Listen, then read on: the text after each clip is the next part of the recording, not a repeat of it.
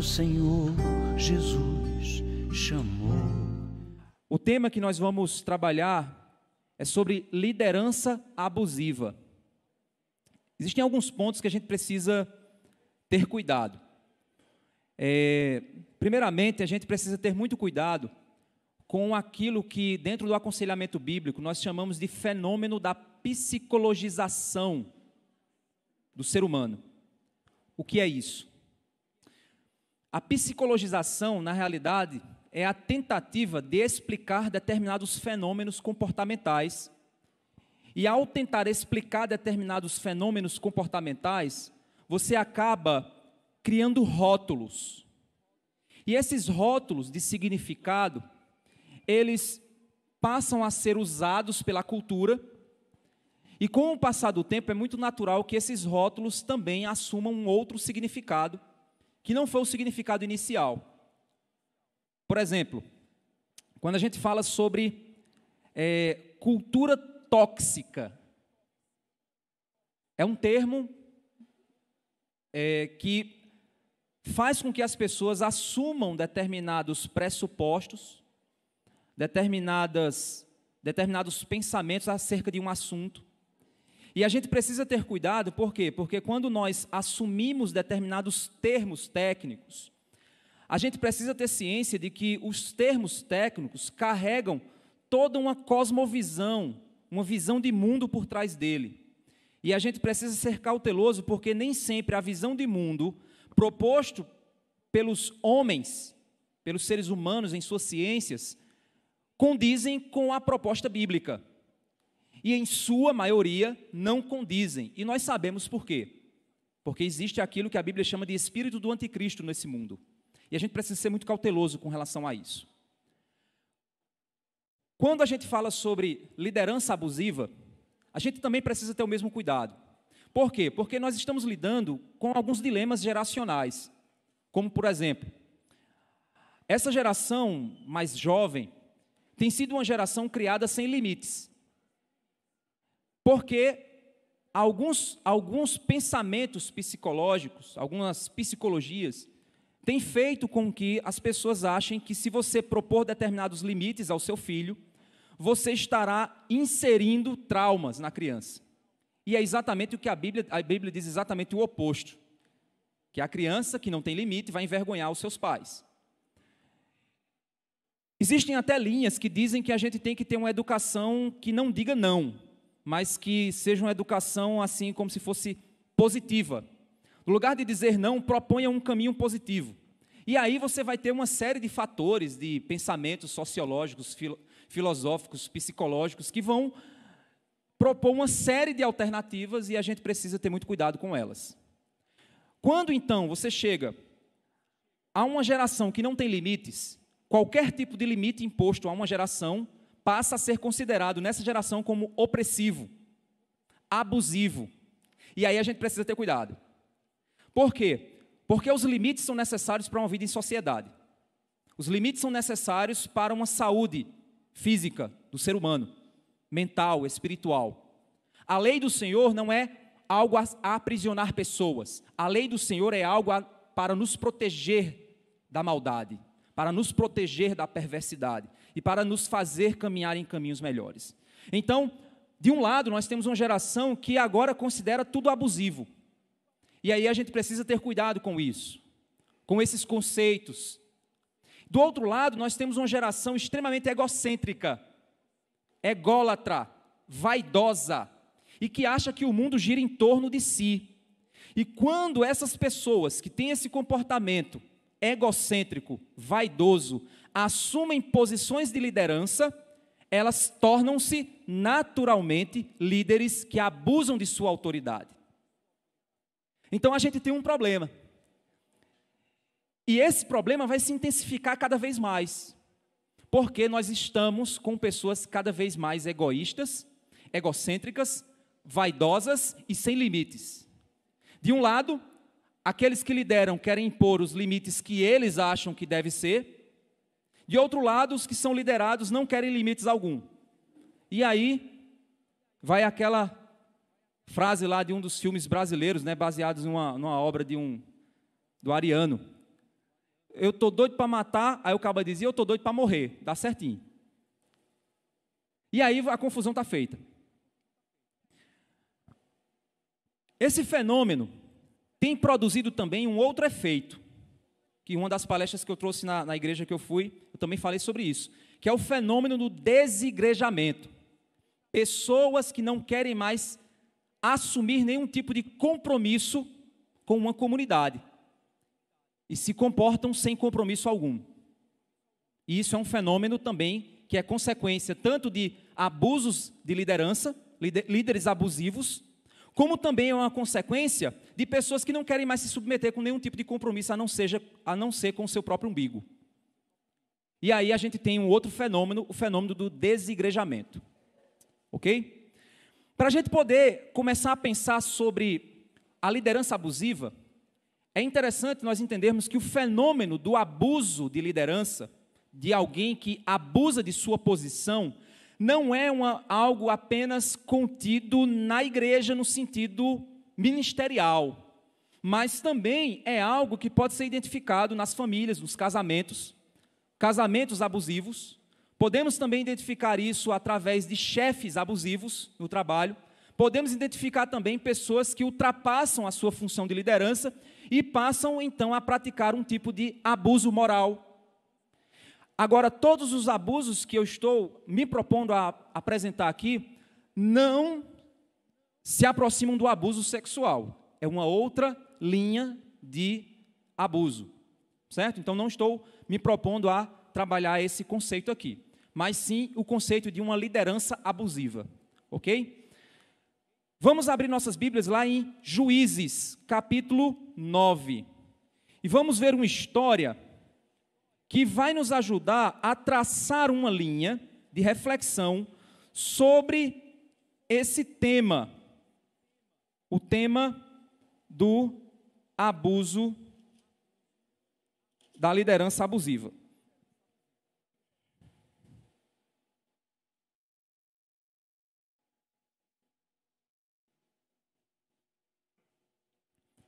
Juízes capítulo 9. O que nós temos aqui, no período de Juízes, como vocês já me viram falar algumas vezes, nós temos um Israel em uma condição de corrupção muito intensa. E eles flutuavam de líderes que os ajudavam a avançar e de comportamentos que os faziam regredir como nação e se tornar ainda mais imoral. Nesse caso especificamente, nós temos, logo após a liderança de Gideão, que foi um juiz levantado por Deus para ajudar Israel, para liderar Israel contra uma nação que estava oprimindo Israel.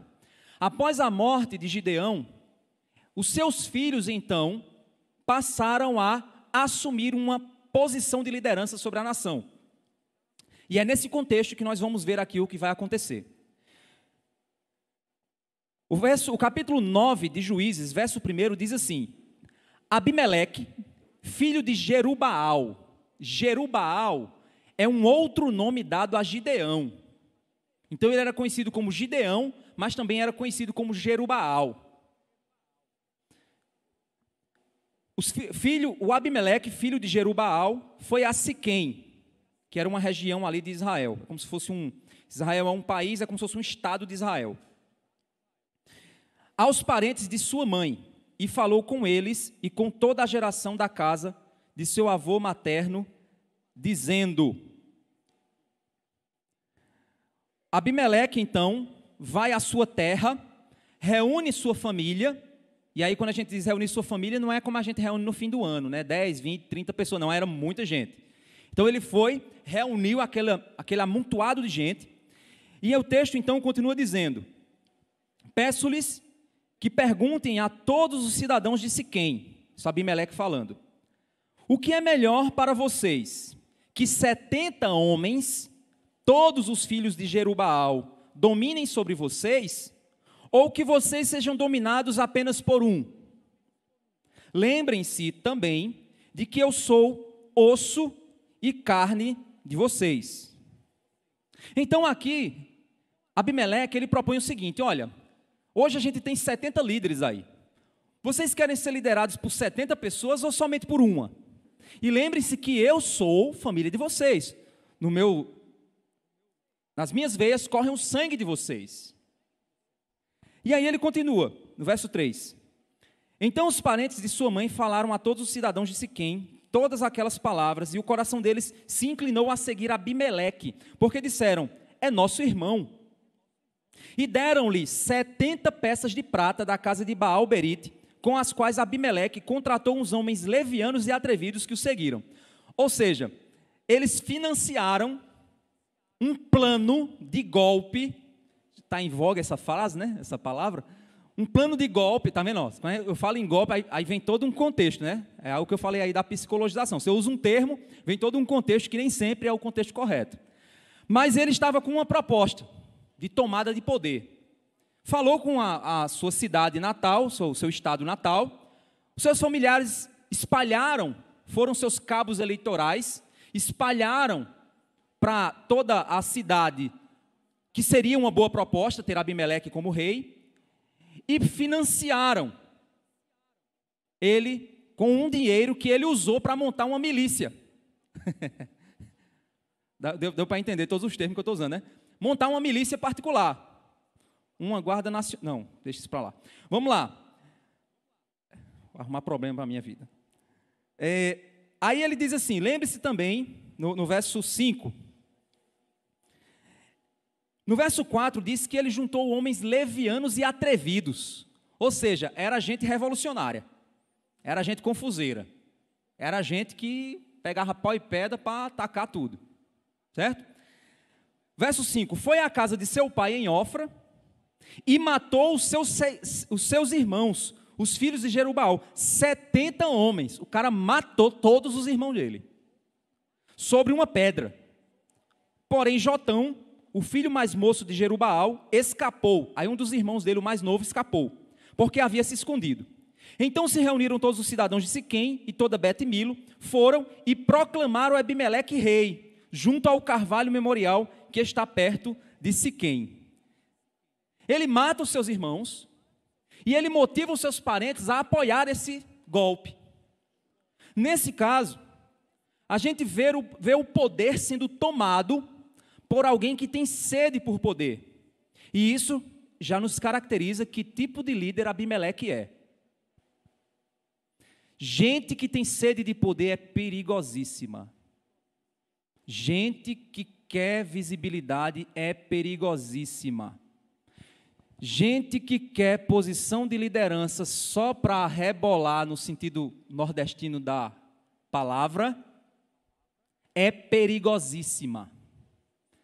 Pessoas que querem cargos dentro de igreja por um motivo, somente o motivo de ser líder, são perigosíssimas. Elas não têm concepção do que isso significa, do que liderar significa. Promover pessoas que possuem um comportamento egocêntrico, vaidoso, egoísta, é algo perigosíssimo. Gente politiqueira dentro de igreja, que gosta de ser o cara do favor para todo mundo, com vistas a conseguir algo depois, é perigosíssimo. Nós estamos aqui traçando o perfil de um líder abusivo. E a gente precisa entender isso. O verso 7. Outro detalhe. Normalmente, quem sofre abuso não sabe que está sofrendo. E quando descobre, fica transtornado. Porque enquanto você sofre o abuso, você não percebe que está sofrendo. Você acha que você é o culpado do problema. Porque a liderança abusiva, ela ajuda com uma mão para cobrar com outra.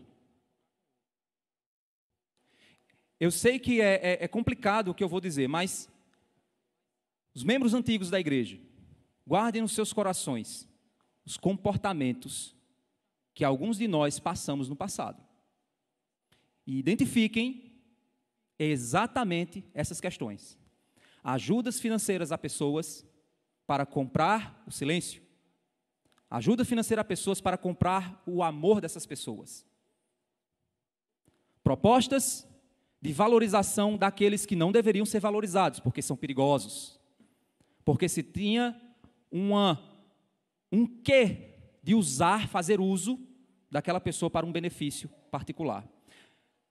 Estou falando uma coisa complicada aqui, né, para vocês. Eu sei que é difícil a gente olhar para trás. Mas é importante a gente pensar. Porque se nós não aprendemos com a história pode se repetir.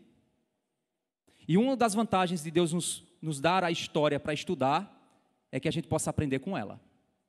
A Bíblia são histórias, e a gente aprende com as histórias da Bíblia. Então, que Deus nos conceda graça de aprendermos. Ok? Então,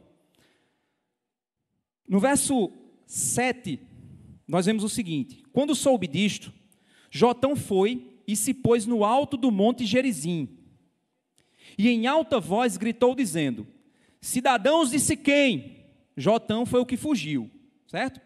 Foi o irmão mais novo que fugiu. Ele foi para o alto de uma montanha, lá na cidade onde ocorreu o golpe, e aí ele grita para todo mundo: cidadãos de Siquém, escutem o que vou dizer, e Deus escutará vocês.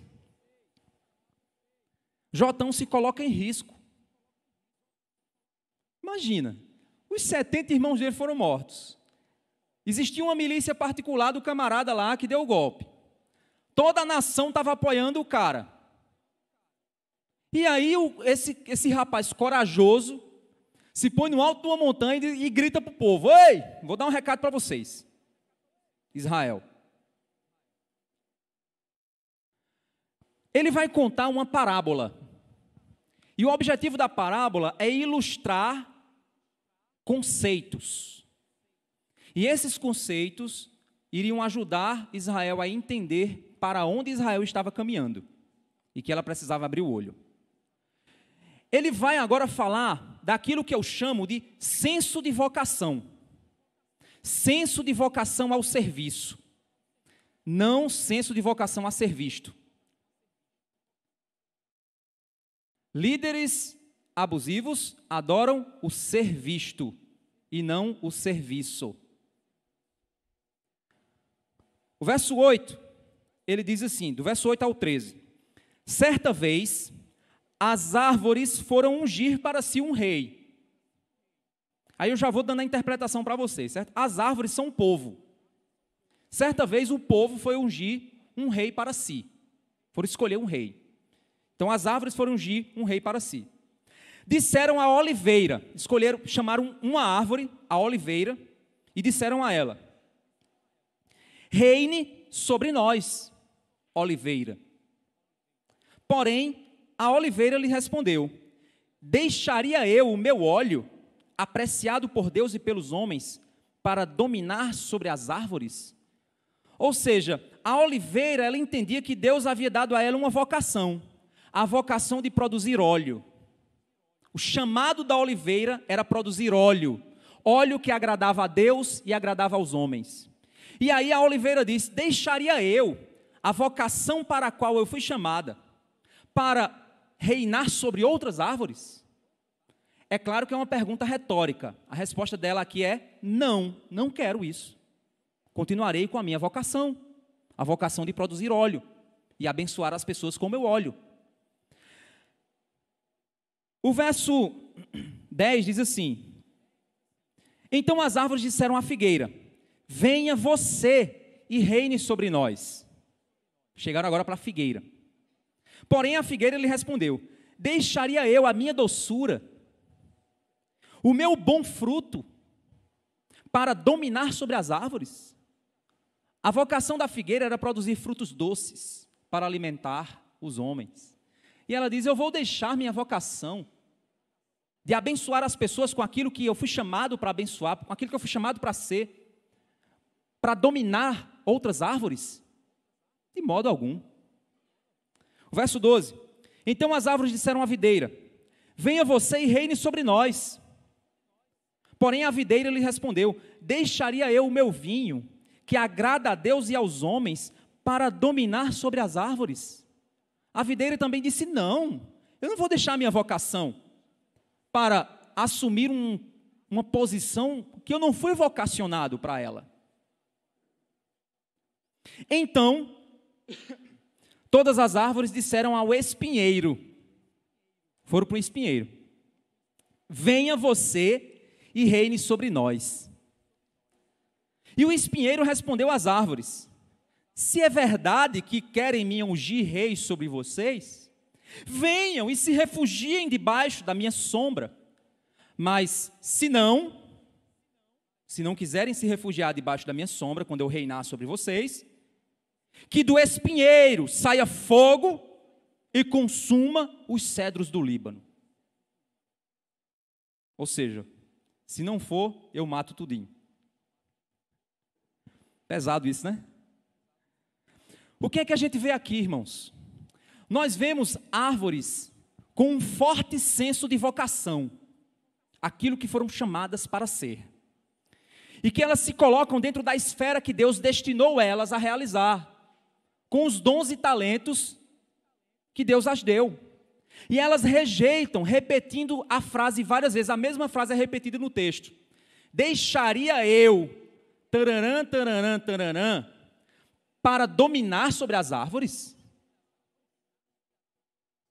Elas parecem não desejar deixar sua vocação de servir para disputar uma busca por poder, controle ou glória sobre as outras. Elas não querem, não, poder, glória, controle, domínio, não quero isso não. O meu dom é outro, minha vocação é outra, meu chamado é outro. E aí, no verso 14 e 15, o que nós vemos?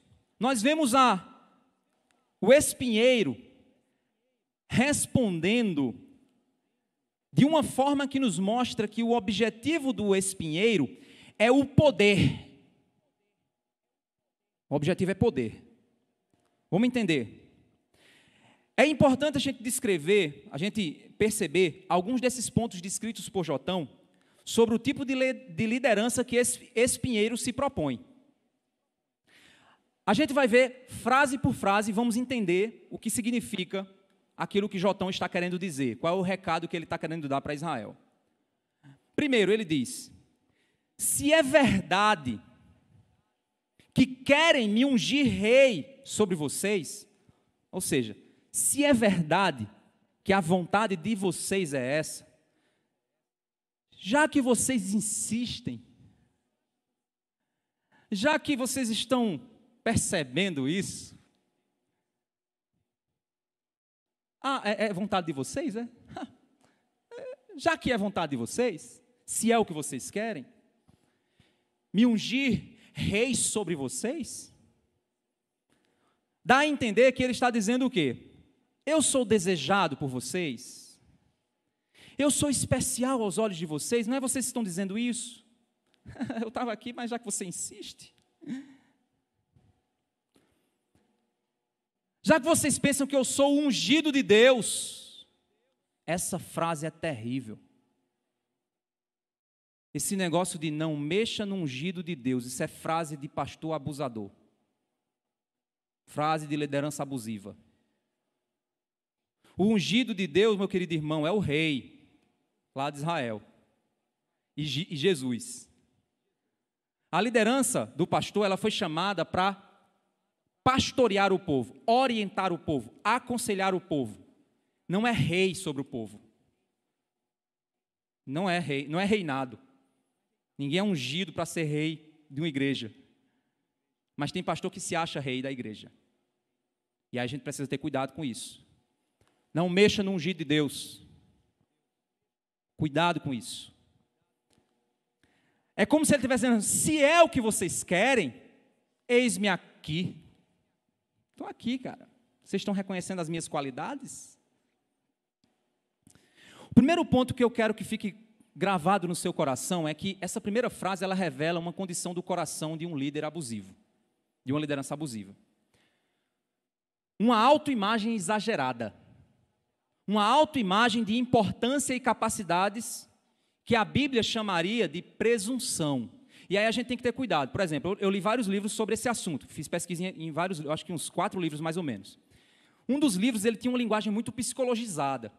E aí ele tratava o tempo inteiro de narcisismo. E aí eu fui ler o que era o narcisismo.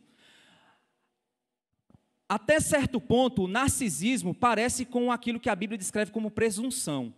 Mas não é tudo que a Bíblia descreve sobre presunção. É como se, quando eu assumo a palavra narcisismo, eu pego um campo de atuação que a Bíblia pega uma parte, mas eu não pego ele todo. Então, se eu assumo um termo psicológico, eu não estou assumindo um termo bíblico.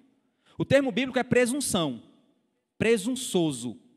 É a palavra que ele vai usar que é traduzida no português como presunçoso. Então, o que é a presunção? É uma autoimagem exagerada.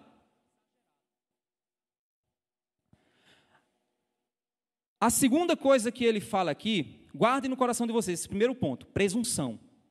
O líder abusivo, ele é presunçoso.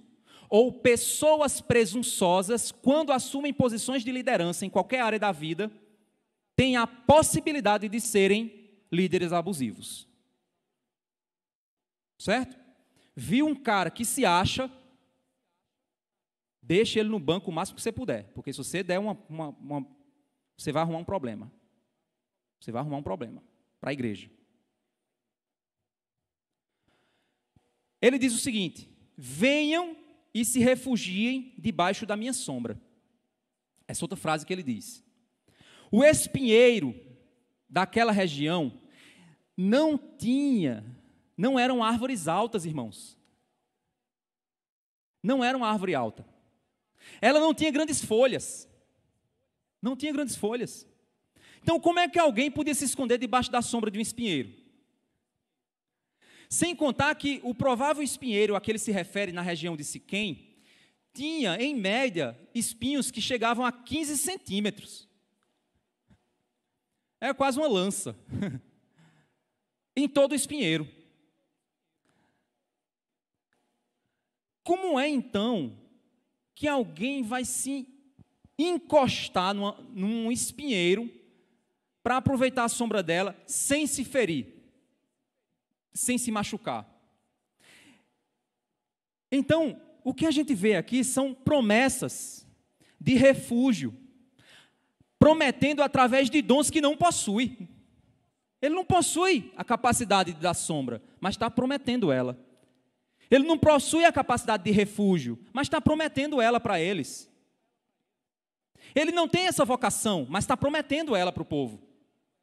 Com alvos a adquirir poder, a adquirir influência, a adquirir visibilidade, a alimentar a própria vaidade. Ele promete o que não foi chamado a cumprir. É isso que as outras árvores dizem: não, eu não fui chamado para liderar, não. Eu fui chamado para isso aqui, ó, e eu vou fazer isso aqui. Não fui chamado para isso. E aí ele termina dizendo: mas, se vocês não quiserem se proteger, se vocês não quiserem o meu cuidado, se vocês não quiserem a minha sombra, que do espinheiro saia fogo que consuma os cedros do Líbano. Meus irmãos, o cedro, é interessante que ele chama, no início ele fala sobre as árvores. Aqui no começo ele chama de, certa vez, as árvores. Mas no final, a promessa é de destruir os cedros do Líbano. O cedro do Líbano era conhecida como a madeira mais resistente e forte e durável daquela região. Eram feitos castelos usando ela. O templo de Israel foi feito com ela. Então os cedros do Líbano eram fortíssimos. Queimar cedro era algo muito difícil. Mas ele está prometendo aqui que dos espinhos, os espinhos são tão mortais, que dos espinhos sai fogo. Um fogo tão poderoso que destrói até os cedros. Se vocês não me obedecerem, vai sair fogo e vai consumir. Até o cedro do Líbano. É o fogo poderoso, viu? Esse espinheiro deveria ser obedecido para oferecer proteção e conforto, coisa que ele não ia conseguir. E quem obedecesse a ele ia se ferir. E tinha que ficar ferido. Porque se ousasse sair da sombra que não existia, ia ser consumido por fogo tão poderoso que o cedro do Líbano não resiste. Olha a proposta que esse cara está fazendo ao povo. Imagina. E o povo ainda aplaude, né? É isso mesmo, parece até o Brasil, né? A gente quer mesmo. Alguém que oferece segurança e conforto, mas exige obediência absoluta. E se for contrariado, vai produzir destruição para aqueles que não se submeterem às suas condições. Exige obediência absoluta para cuidar. E usa o medo como ferramenta de controle. E aí, do verso 16 ao 21, Jotão ele vai usar um pouco de ironia para dar a palavra final dele. Ele diz assim, ó, 16. Jotão continuou. E agora, se vocês agiram de boa fé e com sinceridade, proclamando Abimeleque como rei, se vocês fizeram o que é correto em relação a Jerubaal e a sua casa, e se o trataram segundo ele merecia pelo que fez, porque o meu pai lutou por vocês, arriscou a vida e os livrou da mão dos midianitas. Mas hoje vocês se levantaram contra a casa do meu pai, mataram os filhos dele, 70 homens sobre uma pedra. E a Abimeleque, filho da escrava dele, vocês puseram como rei sobre os cidadãos de Siquém, porque é irmão de vocês. Olha só, vocês promoveram o filho de uma escrava, só porque era irmão de vocês. O caminho para a liderança abusiva é você promover uma pessoa só porque você acha que ela é da sua família. Você não olha para ela de modo objetivo. Você não olha e diz assim, esse cara é um líder, fiel ao Senhor e tal. Ah, ok. Não, esse cara é o meu amigo. É da minha família. E igrejas dominadas por famílias têm uma tendência fortíssima a se tornarem espaços de abuso espiritual. Porque as pessoas acobertam umas às outras por causa da família. Isso é terrível. Quando a gente, muitas vezes, irmãos, eu acabo sendo chato com isso e combato a formação de panelinhas dentro da igreja. Vocês sabem que eu falo e comento e chamo a atenção. Ter afinidade é bom, ter amizade é bom, mas gente emendada o tempo todo é um caminho para coisa ruim no futuro. Por quê? Porque você começa a cauterizar sua consciência de evangelho. Você fica tão amigo daquela pessoa que se aquela pessoa estiver em pecado, você não ousa pronunciar nada contra ela para não perder a amizade. E vai o pastor ou alguma liderança disciplinar a pessoa. Aí junta aquele grupo lá para defender o cara que está errado. E aí o evangelho foi para as cucuia. Ninguém quer saber de evangelho, só quer saber das amizades. Ter afinidade é bom, é maravilhoso. Visitar uns aos outros é maravilhoso. A igreja que se une de casa em casa é maravilhoso, é mover de Deus. Mas não torne a sua amizade como uma unidade mais forte do que a unidade da igreja. Não faça isso, senão você está indo contra o evangelho. Você está indo contra o mover de Deus. Você está indo contra o propósito que o evangelho tem de unir a todos. O evangelho une a todos. O evangelho não une por afinidade, não. Une pelo sangue de Cristo. Então, nós nos unimos na igreja com pessoas distintas de nós. A afinidade é uma coisa. Você tem afinidade com pessoas da mesma idade, é natural.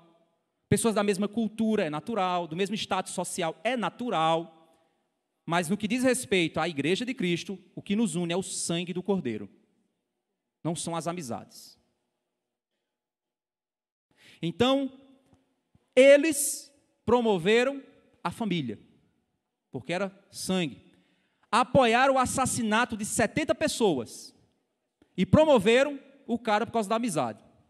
E Abimeleque está dizendo, vocês mataram os filhos de um homem que lutou por vocês, pôs a vida dele em risco por vocês. E vocês fizeram o quê com a casa dele?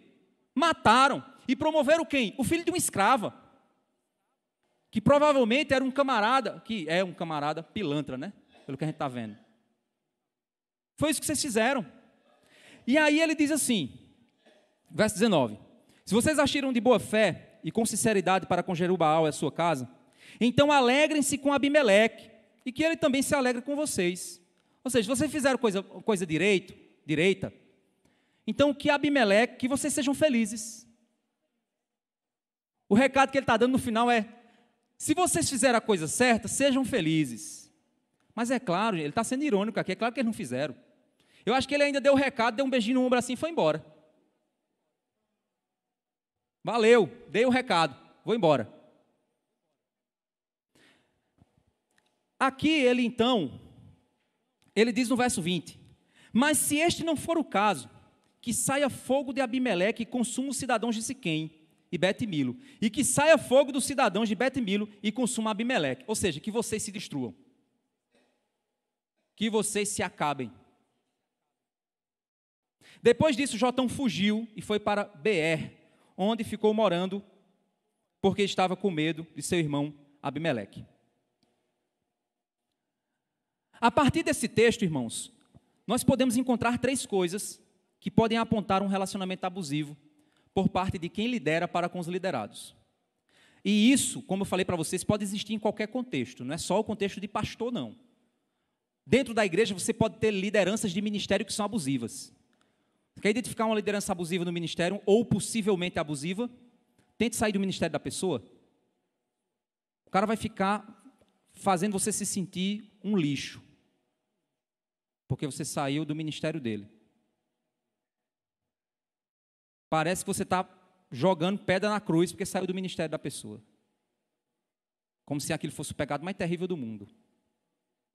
Existe responsabilidade em um ministério? Existe. Quando uma pessoa sai, vai prejudicar o ministério? Vai, gente, é óbvio. Mas existe uma boa razão para isso? Sim, existe. Mas alguém é obrigado a ficar em um ministério? Não.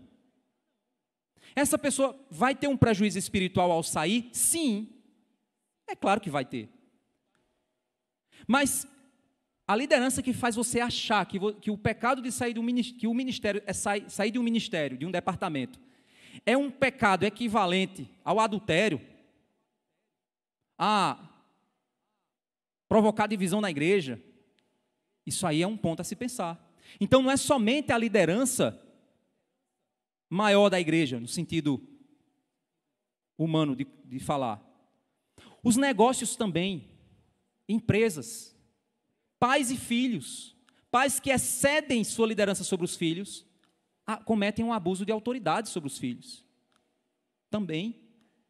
Casamento, maridos que se excedem na sua liderança. A partir da leitura de alguns livros, da minha pesquisa, tanto para o mestrado quanto as palestras que eu ministrei, eu cheguei na mesma conclusão que os autores. Só para citar alguns desses livros, que seria interessante para você, que você quiser depois adquirir e ler, uma igreja chamada Tov, da Mundo Cristão. Tem alguns detalhes nela que você tem que ter cuidado ao ler. Tem algumas coisas que são... Mas assim, 95% do livro é maravilhoso. Tem uns 5% lá que você tem que ter um certo cuidado. Desmascarando o Abuso, da editora Fiel, que é muito bom, é mais voltado para casais, né, para lidar com ambientes abusivos no casamento. É um livro muito bom, muito bíblico. Recomendo 100% dele. E um outro livro, que aí você tem que ter um certo cuidado, que ele é meio psicologizado. Então, ele usa muitos termos que, às vezes, a Bíblia não trata e aponta muitas coisas que você diz assim, a Bíblia não fala assim, não. É Abuso Espiritual, de um cara chamado Alcione Emery, que é um pastor, da editora Jocum, Brasil. 3 livros que você pode depois... perdeu o que eu falei aqui, vai lá no vídeo e vê. Então, com base nisso, a gente tem 3 características que podem tornar uma liderança abusiva em qualquer contexto. No contexto do casamento, no contexto do trabalho, no contexto da igreja, no contexto da paternidade, da maternidade, qualquer contexto desse. O primeiro ponto, que eu acredito que é o ponto mais importante a ser trabalhado, é a presunção, o vaidoso, o presunçoso. É o ponto mais central dessa característica de relacionamentos assim. Pessoas presunçosas, elas pensam de si mesmas além do que convém. Elas se acham insubstituíveis. Elas acham que a coisa só avança se ela estiver lá. Não estou falando de você estar liderando um ministério, um departamento em que você precisa ensinar as pessoas a fazer a coisa certa. Não é isso. Mas é você criar um ambiente em que você é insubstituível, para se reafirmar. Isso é muito complicado. A frase, não toquem no ungido de Deus. Pessoas que reafirmam constantemente a sua autoridade divina.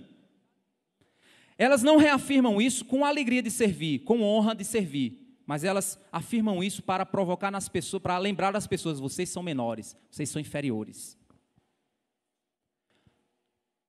São egocêntricos, adora ser chalerado,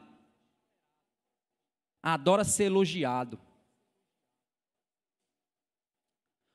Pessoas que pensam assim: tudo tem a ver comigo, elas acreditam nisso, em minha posição especial. Sou o pastor dessa igreja. Eu sou o líder do ministério, sou o diácono, sou o presbítero. Eu sou o altar, sou o líder do louvor. Eu sou o baterista dessa igreja. A gente combateu o estrelismo em louvor aqui na igreja, nesses anos, nesses 7 anos, a gente vem sempre combatendo. Vamos continuar combatendo. Não queremos estrelas aqui em cima. Estrela tem que estar no céu. Vai para o céu, estrela, brilhar lá. Aqui em cima tem que estar pessoas que conduzem a igreja a liderar. Lideram a igreja no louvor, na adoração a quem é a estrela, Cristo.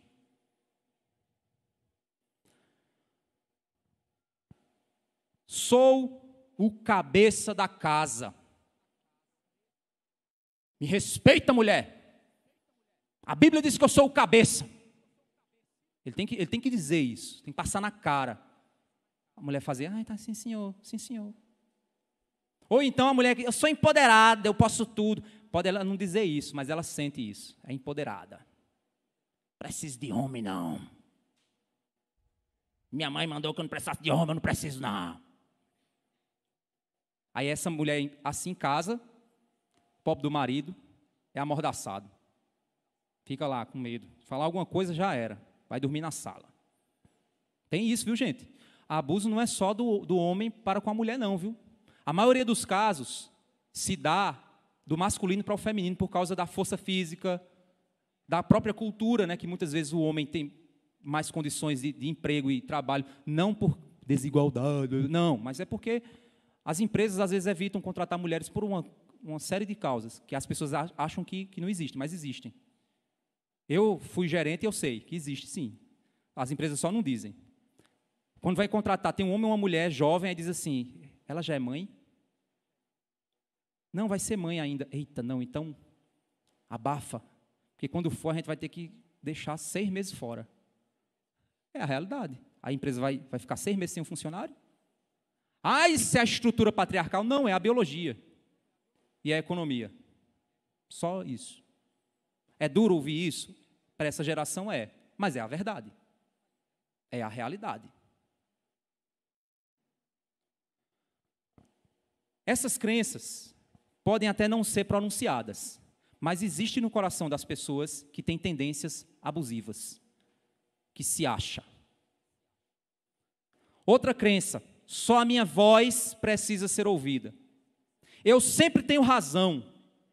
Os outros são ignorantes e eu que tenho o conhecimento certo que eles não têm, então eles precisam de mim. Se todos me obedecerem, tudo dará certo. Me obedeça que vai dar tudo certo. Minha esposa não sabe de nada, pois ela é inferior a mim. Eu sou o cabeça do lar, Deus me fez superior em habilidades. Ou então, meu marido é um paspalhão, enrolado, frouxo. Homem é tudo igual. Se não fosse eu nessa casa, as coisas não andavam. Ela pode até não dizer isso, mas ela pensa. E vai sair nos poros esse comportamento. Sair pelos poros. E aí o marido vai cansar de bater de frente, aí vai virar mais paspalhão ainda. Vai dizer: então o que tu quer? Então vai. Vai, tu não quer? Então você tem problema de um lado, você tem problema do outro. Outra crença: regras não existem para eu segui-las, mas apenas para outros seguirem e me fazer feliz. A minha vontade é lei, e por isso deve ser seguida, para manter todos seguros. A preocupação não é com a vontade de Deus na palavra. Meu jeito é sempre o melhor, e por isso, se fizer do meu jeito, vai dar certo. Nesse quesito, eles criam regras para satisfazer suas vontades, e não aquilo que atende ao anseio do grupo. Não é para benefício do grupo, é para benefício pessoal. Não é para a palavra de Deus ser honrada, mas é para seu próprio nome. Não está preocupado com a Bíblia, está preocupado com aquilo que vai denegrir sua própria imagem. Isso é uma liderança abusiva. Tem uma coisa que eu trabalho com as lideranças aqui na igreja. Eu chego para elas e digo assim: meu irmão, o que é que você acha? Não, você diz e eu faço. Não, não trabalha assim. Os irmãos sabem aqui. Pergunta a qualquer liderança aqui na igreja. Não, eu quero ouvir a sua opinião. Muitas vezes eu vim com ideia de jirico e a liderança chegou: pastor, e tal, aí a sua ideia é melhor. Aconteceu isso um dia desse com o Mateus, não foi, Mateus? Mateus está dizendo: foi mesmo, pastor, ideia de jirico a minha, não foi? Ele agora ficou. Mas eu cheguei com ideia lá: não, Mateus, pode fazer assim. Ele foi: pastor, não seria melhor assim, não? Aí eu olhei assim, aí cresceu 2 orelhas de burro em mim, eu disse: é mesmo, Mateus, tem razão. Estava Kleber, eu disse: tem razão, meu irmão. É assim mesmo, a gente tem que trabalhar com boas ideias. Pronto, qual é o problema? Me diminuiu em que isso? Pelo contrário, a igreja ganhou. Boas ideias fazem a igreja crescer, avançar. Esse é o alvo. Não é a pessoa que é o alvo, mas é o reino de Deus. Isso é o objetivo. Minha ira é legítima. Aí você entra mais na esfera do casamento. Eu te agredi porque você fez algo terrível. Essa sua atitude me faz surgir algo ruim dentro de mim. Eu sou uma pessoa ruim porque você faz isso. Esse é o abusador. Ele faz o mal, ele machuca e diz: eu só machuquei porque você me fez fazer isso. A culpa é sua. Eu me comporto assim porque você... Irmãos, eu sei que o alvo aqui não é casamentos. Mas se tiverem mulheres aqui que estão passando por isso, procurem ajuda. Vocês precisam de ajuda. Esse camarada que está com você é um pilantra, é um safado. É um abusador. Se ele te machuca e te faz o mal, e ainda faz você achar que a culpa é sua, esse cara merece cadeia. Mas é porque na realidade sou eu mesmo, pastor, que preciso mudar. É esse o sentimento que eles provocam nas pessoas. É claro que nós pecamos, nós erramos. É claro que existe isso. Mas nenhum tipo de erro justifica violência, justifica agressão, justifica nada disso. O marido não é dono da mulher. Liderança não é propriedade, é influência. Essa é a realidade. E o que não falta é policial nessa igreja para ajudar, né, Major? Ajudar aí a tratar. Eu digo isso, mas procure ajuda, viu, irmãos? Procure ajuda, irmãs. Se tiver alguém nessa situação, procure ajuda. Certo? Você pode estar correndo um risco terrível na sua caminhada, na sua vida. Outras pessoas me atacam pessoalmente. Esse é outro pensamento. Quando alguém discorda é porque está querendo tomar minha posição. Esse é o pensamento. Minha mulher não me respeita, por isso preciso tomar as rédeas da situação com força, senão ela vai me ridicularizar. Meu marido não me ama e por isso está fazendo isso. Ele não me valoriza e por isso que ele não concorda comigo. Não, ele não concorda com você porque você está errada. Não é porque ele não ama você, não. Você não me ama. Se você me amasse, você faria isso para mim. Não, está errado. Vou não, fazer não. Tem caba que cai na lábia. Cuidado. Eu não aprecio o que alguém faz, mas todos deveriam apreciar o que eu faço.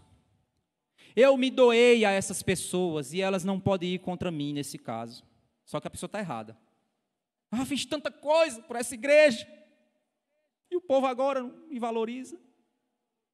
Me doei tanto por esse ministério e o povo não quer dar valor. Eu sou o que coloca comida dentro dessa casa. Sou eu que pago as contas. Me respeite.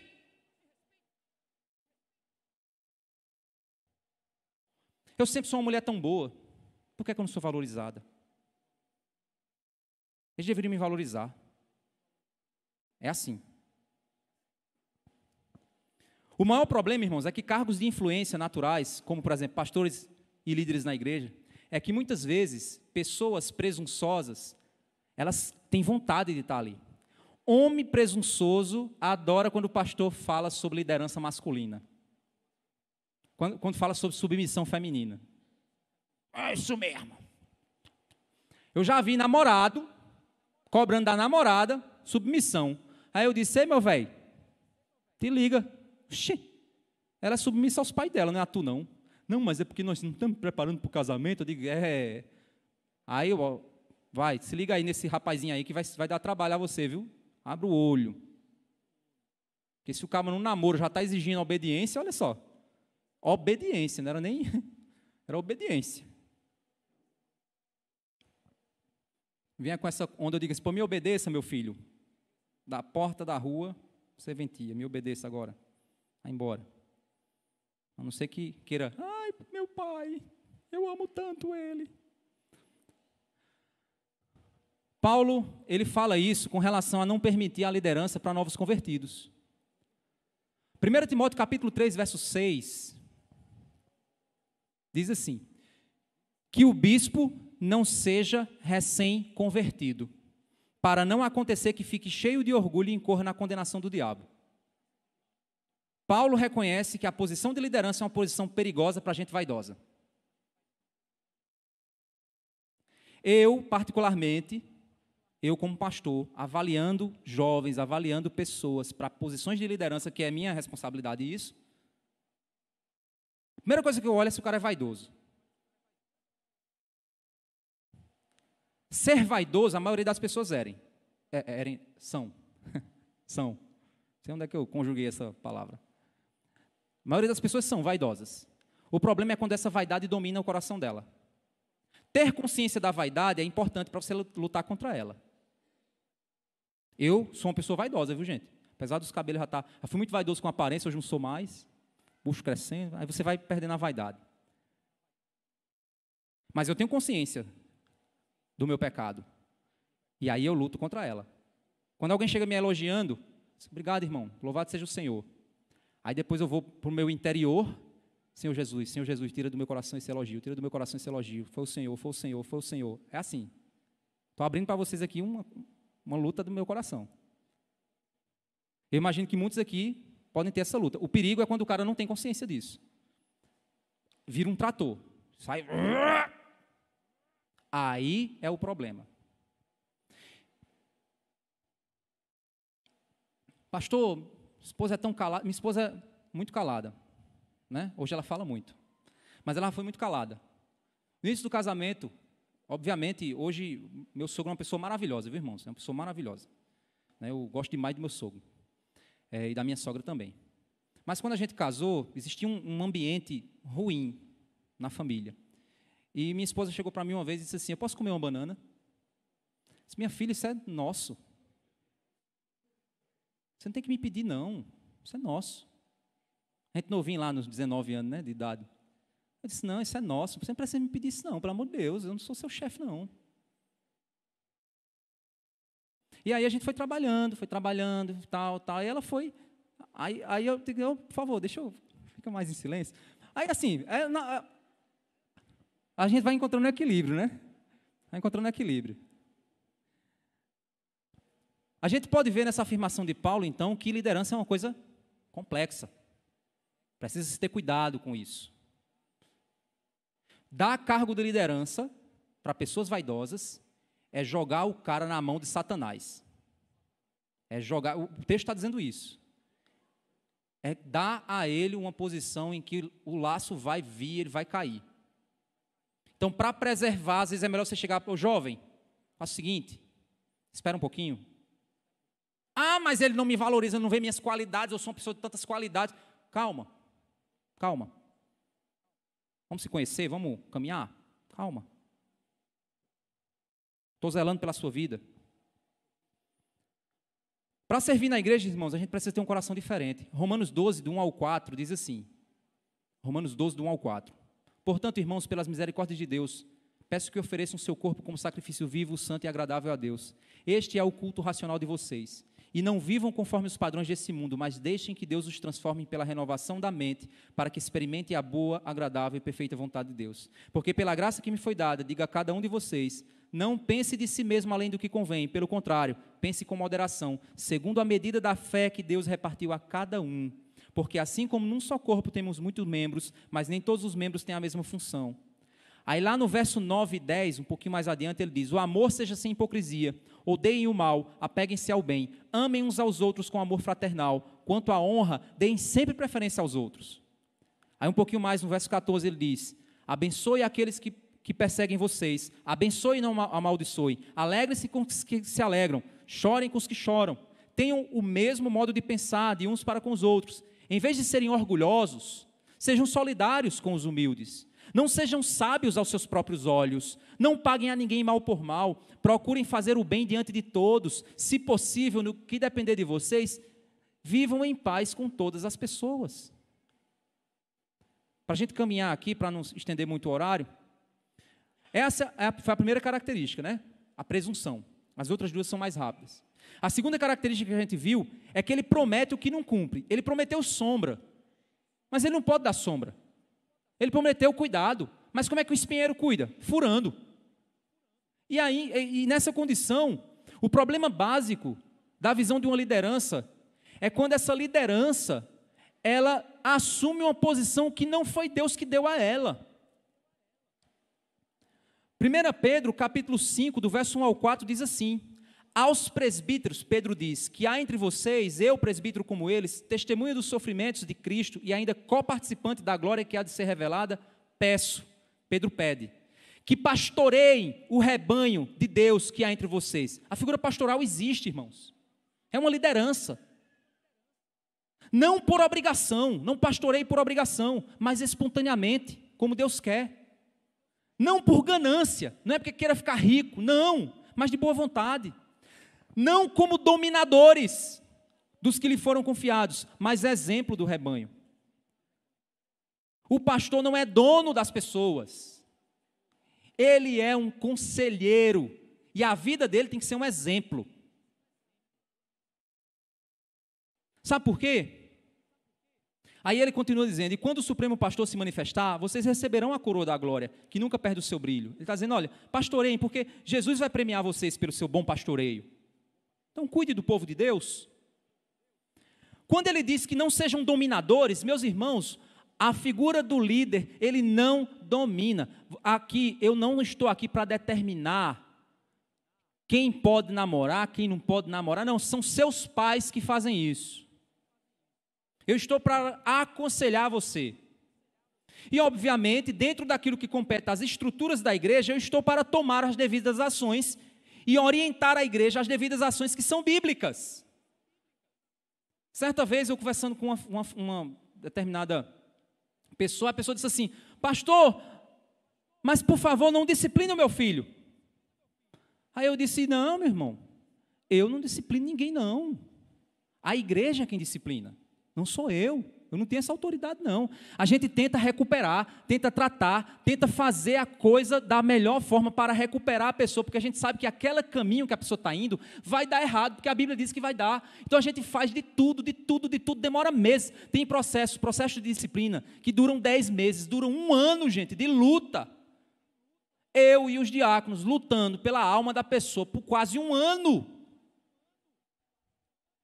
Ouvindo não, ouvindo desprezo, ouvindo descaso. É assim, gente, e a gente vai e tenta todas as alternativas. Quando não dá mais, a gente diz, gente, essa pessoa não quer. Aí é o momento da gente chegar para a igreja, tentamos de tudo. A situação é essa, o que vocês acham? Aí um irmão vai dizer assim, não, eu acho que ainda não. Aí a gente vai dizer, então você pode ir tratar? Se a pessoa disser, eu quero tratar, beleza, então vá. Não é problema nenhum, demérito nenhum. Agora se a igreja disser, não, realmente vocês tentaram de tudo, não deu e tal, então realmente essa conduta vai contra as escrituras, não está correto, então a gente vai ter que... Então não é o pastor ele é o nutricionista, ele não manda você abrir a boca para empurrar comida na sua boca, ele apenas aconselha, ele diz, olha, o caminho é isso aqui, se você for por aqui vai dar errado. Agora é claro que o rebanho é responsabilidade da liderança, e aí a liderança precisa proteger o rebanho. E como é que se protege o rebanho? Com a Bíblia, mostrando o caminho, identificando o pecado, apontando o pecado. Esse é o caminho, mas não é dono. Eu não tenho autoridade de mandar na vida de ninguém dentro dessa igreja. Nenhuma liderança dessa igreja tem essa autoridade sobre ninguém. Agora é claro que sobre os instrumentos tem. Mateus tem autoridade sobre, meu irmão, você não vai tocar esse instrumento aqui hoje não. Ele tem, porque é a liderança do ministério, e isso é uma questão de administração das atividades. O cara vai chegar para Mateus e vai dizer, mas eu não quero tocar violão, eu quero tocar bateria. Aí Mateus vai dizer, sim senhor, vai tocar bateria. Não, não é assim que funciona. Liderança é liderança, e você tem uma ordem, uma estrutura a seguir. Mas ele não está aqui para dizer, não, você não vai tocar violão porque você hoje veio com a roupa verde e amarela aí, ou com a roupa vermelha. Não vai não, porque a sua roupa vermelha. Não. Agora é claro que aqui esse lugar aqui é alto. Aí a jovem vem para cá com o vestido aqui assim. Aí, o pobre do irmão aí já baixou a cabeça. Quando eu falei o vestido aqui, ele já baixou a cabeça. Eu acho que ele já lembrou de alguma coisa. Aí a gente vai com todo respeito. Aí vai a minha esposa, às vezes algumas meninas do louvor, a gente chama e vai lá conversar. Porque é até deselegante eu chegar lá e dizer, minha irmã, eu estou vendo seu umbigo. E não é por cima, não. Então, minha irmã, por favor. É muito legalismo nessa igreja. Não, eu quero que os irmãos se concentrem no louvor. E não nas coxas da irmã. Pelo amor de Deus, é questão de um mínimo de visão. Um mínimo de visão. Agora tem gente que não tem noção, aí você tem que dar noção a ela.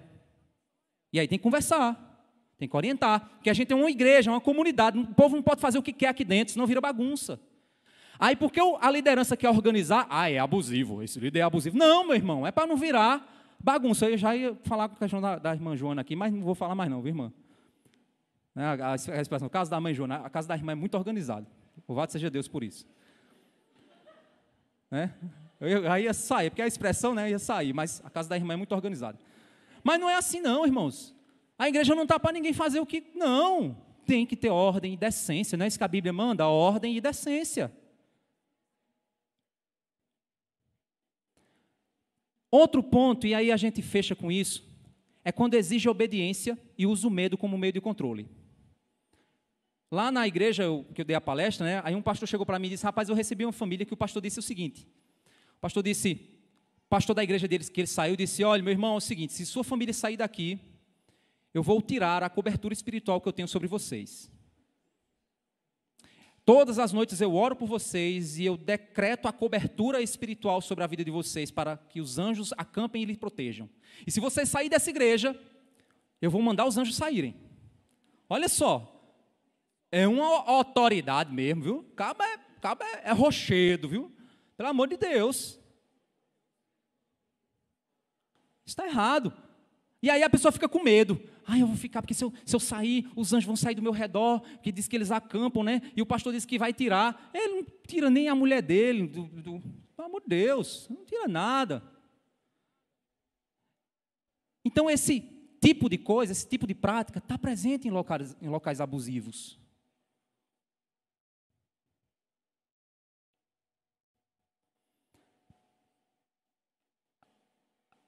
Para a gente poder cuidar disso, primeiro, a gente precisa pensar na pirâmide invertida do reino de Deus. O que é a pirâmide invertida do reino de Deus? O reino de Deus, ele funciona ao contrário.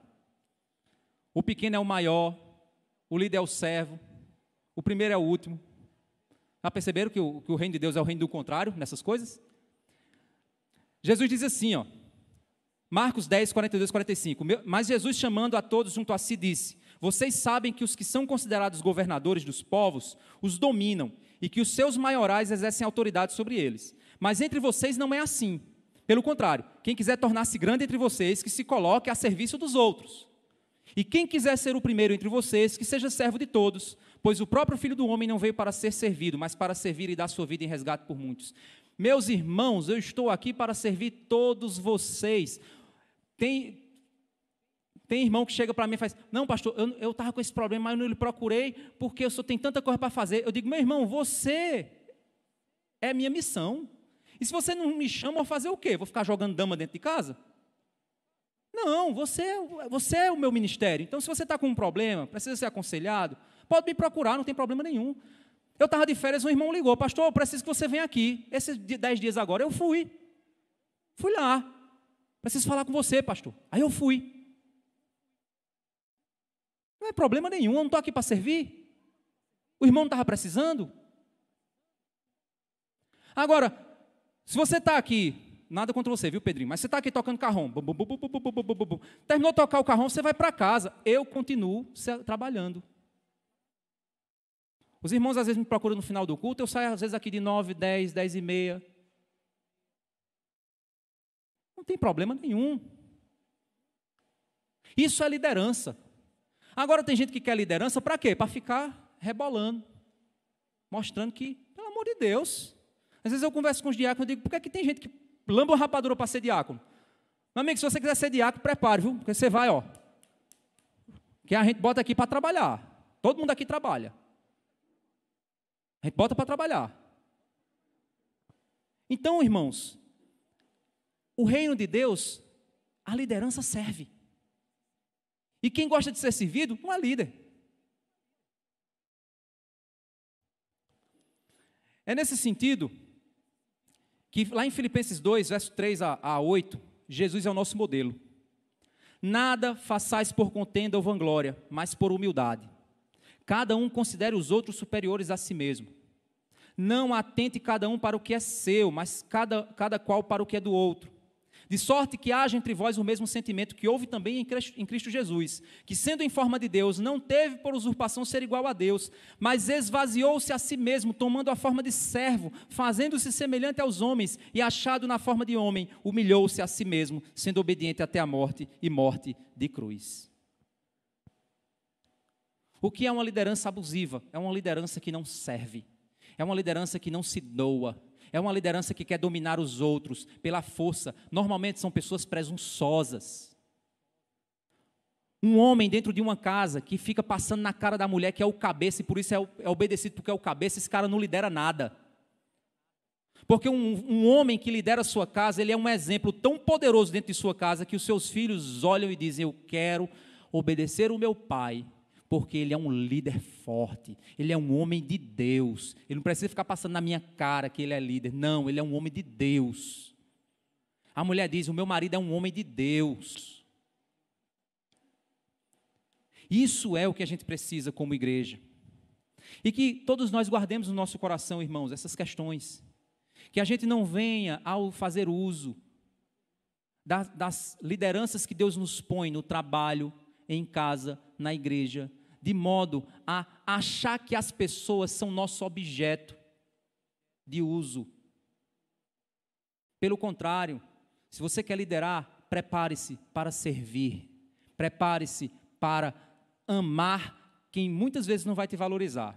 É exatamente o contrário. É exatamente o contrário. Então que Deus nos capacite a sermos mais como Jesus, aquele que se humilhou, se fez servo e morreu por nós. Quando o Senhor Jesus chamou